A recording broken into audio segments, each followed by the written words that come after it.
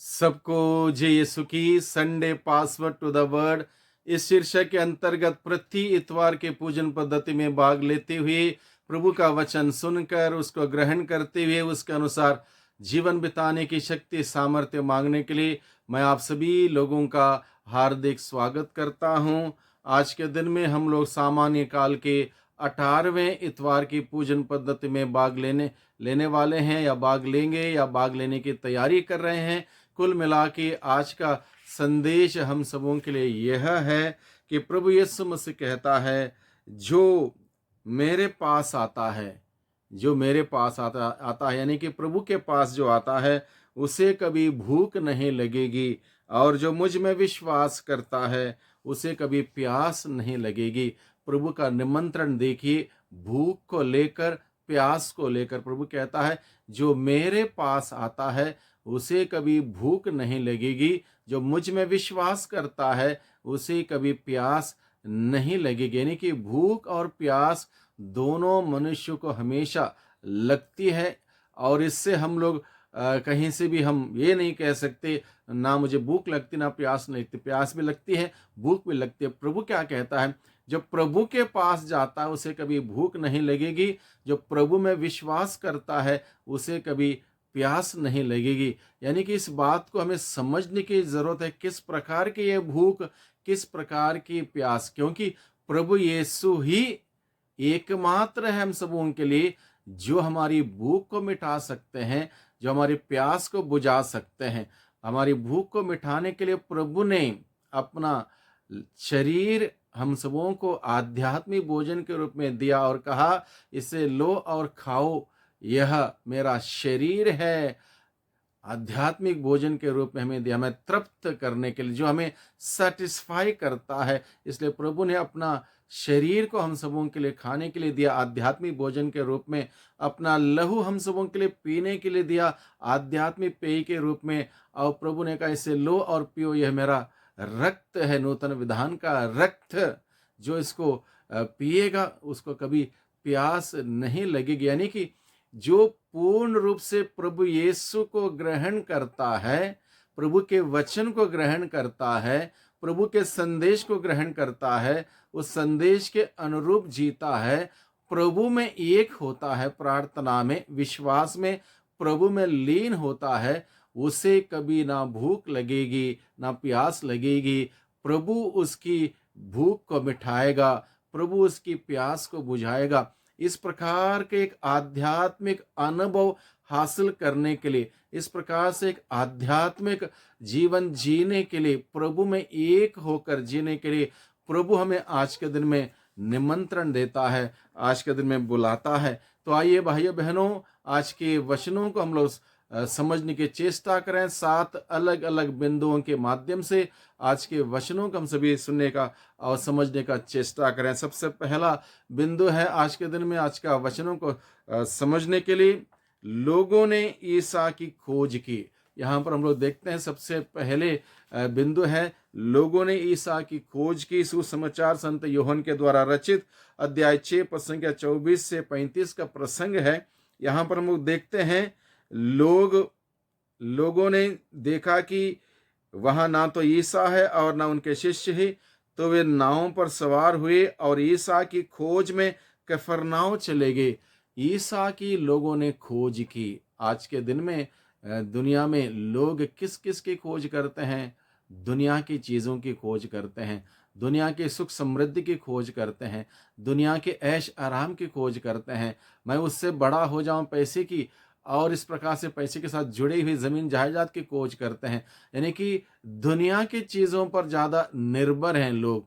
प्रभु का वचन हमें सिखाता है, हमें खोज करनी है उस प्रभु की, निरंतर उसकी खोज में लगे रहने की ज़रूरत है। जो प्रभु की खोज में लगे रहता है उसका घर भरा पूरा रहेगा। जो प्रभु की खोज में लगा रहता है उसका घर भरा पूरा रहेगा, प्रभु का वचन कहता है। इसलिए प्रभु की खोज में हम सभी लगे रहें, चाहे छोटे हों, चाहे बड़े हों, चाहे स्टूडेंट हो, चाहे काम धाम करने वाले हों, चाहे बड़े बूढ़े हों। हम सबको ज़रूरत है कि हम प्रभु की खोज में हर दिन लगे रहें, ताकि हम प्रभु की खोज में लगे रहने वालों का घर, उनका जीवन भरा पूरा रहेगा, प्रभु के आशीषों से भरा पूरा रहेगा। दूसरी बात है आज के दिन में, दूसरा बिंदु है मनन चिंतन करने के लिए।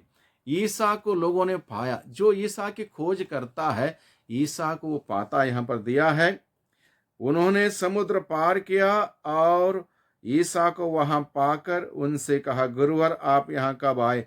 ईसा को उन्होंने पाया। जो प्रभु की खोज करता है, प्रभु उसको मिल जाते हैं। जक्कियुस ने प्रभु की खोज की, बुराई में जरूर था, पाप में था, लेकिन एक दिन उसने निर्णय लिया, मैं प्रभु को देखना चाहता हूं, प्रभु के पास जाने का प्रयास किया, प्रभु की खोज की, प्रभु उसको मिल गए। और जब उसको प्रभु मिल गए, उसका जीवन बदल गया, सोच बदल गई, नाम बदल गया, काम बदल गया, सब कुछ बदल गया, नया इंसान बन गया। उसी प्रकार से जो प्रभु की खोज करता है और जिसको प्रभु मिल जाते हैं, उनका जीवन बदल जाता है। प्रभु से एक मुलाकात हमारे संपूर्ण जीवन को बदल सकता है। हम लोग बहुत दुख में हैं, बीमारी में हैं, परेशानी में, तनाव में हैं, चिंता में, आर्थिक तंगी, मुसीबत, नौकरी नहीं है, वो बात, ये बात, अनेक बातों के उलझन में हैं।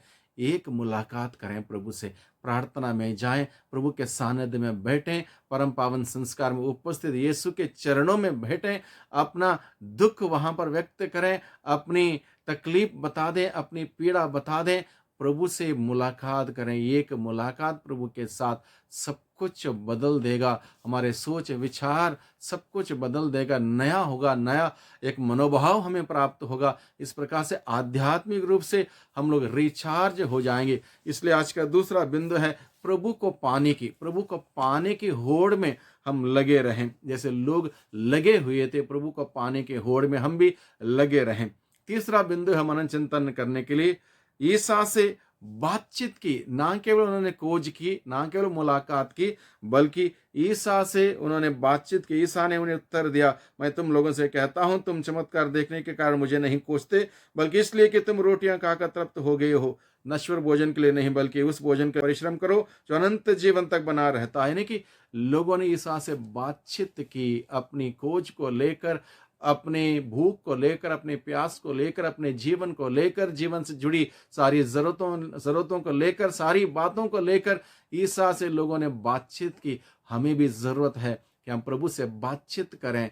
दिन भर की हमारे काम धाम के बाद, हो सकता शाम के वक्त हम प्रभु के सानिध्य में जाएं, प्रभु के सानिध्य में बैठें, बातचीत करें, प्रभु से बताएं आज का दिन हमने कैसे बिताया, कल के दिन की क्या योजना है, कैसे करना है, कैसे आगे बढ़ना है, कैसे जीना है सच्चाई के मार्ग पर। प्रभु से हम बातचीत करें। प्रभु से बातचीत यानी कि वो प्रार्थना का वो एक रिश्ता बनाए रखना हम सबों के लिए सही दिशा में आगे बढ़ने के लिए हमें सिखाएगा, और सही रास्ते पर हमें बरकरार रहने के लिए हमें मजबूती देगा। इसलिए प्रभु से बातचीत करना यानी कि प्रार्थना के साथ वो रिश्ता संबंध बनाए रखना बहुत ही जरूरी है।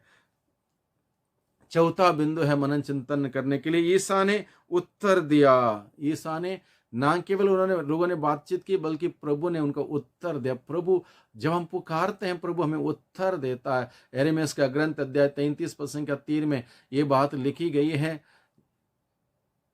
यदि तुम मुझे पुकारोगे मैं तुम्हें उत्तर दूंगा, तुम्हारे सामने वैसी महान तथा रहस्य में बातें बताऊंगा जिन्हें तुम नहीं जानते।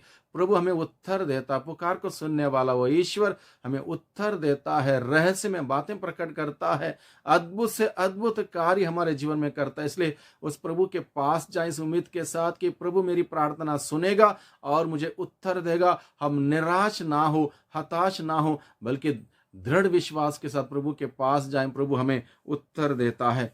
पांचवा बिंदु आज के दिन में मनन चिंतन करने के लिए, ईश्वर की इच्छा पूरी करने क्या करना होगा। यानी कि हम सबों को ये भी बात पर ध्यान रखना है, ईश्वर की इच्छा पूरी कर, यानी कि हमारी अपनी इच्छा पूरी करने के लिए प्रभु के पास गए, बल्कि ईश्वर की इच्छा खोजते हुए, ईश्वर की इच्छा को जानने की एक तमन्ना रखते हुए, उस ईश्वर की इच्छा के अनुसार जीवन बिताने के लिए प्रभु के पास जाएं, प्रभु से पूछें, प्रभु आपकी क्या योजना मेरे लिए, आज के दिन में आपने क्या योजना बनाई है, आशा में भविष्य की योजना आपने हमें बनाई है, उसको प्रकट कर दे। ईश्वर की इच्छा पूरी करने के लिए हमें क्या करना है, इस बात को भी जानना समझना बहुत ही जरूरी है। जब हम ईश्वर की इच्छा खोजते हैं तो हमारे जीवन वो खुशियां आएंगी, वो संतुष्टि आएगी, वो आनंद आएगा। इसलिए ईश्वर की इच्छा पूरी करने के लिए हमें क्या करना चाहिए, इस बात को हम समझें।